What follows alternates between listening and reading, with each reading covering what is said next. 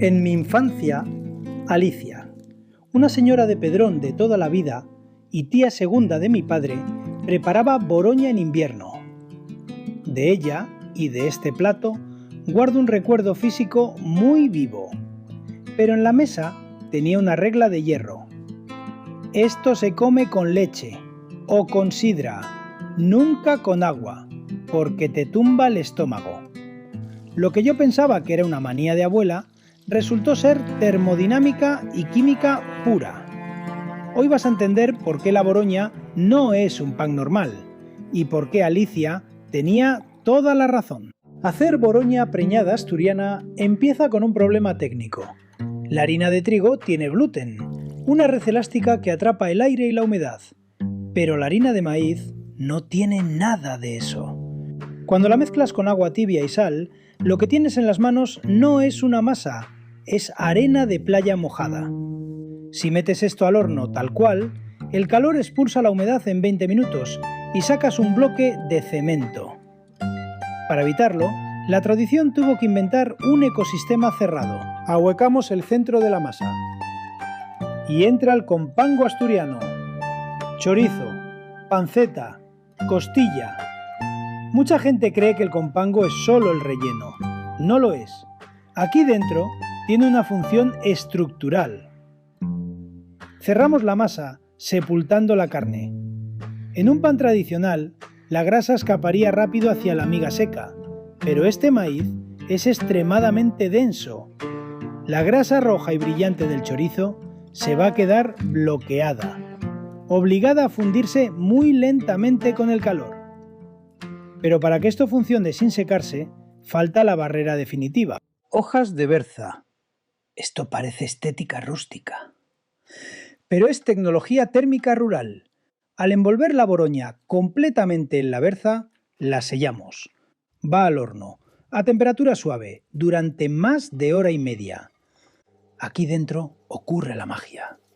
El calor intenta expulsar el agua del maíz, pero la hoja no le deja. El vapor choca contra la berza y vuelve hacia la miga. Al mismo tiempo, la grasa del compango hirviendo busca salir, y al no poder evaporarse, impregna toda la pared de maíz desde dentro. La boroña no es una masa rellena, es un guiso que ha construido su propia olla comestible para no perder ni una gota de jugo. Pausa aquí, porque mientras se hornea, hay que resolver el recuerdo de mi infancia.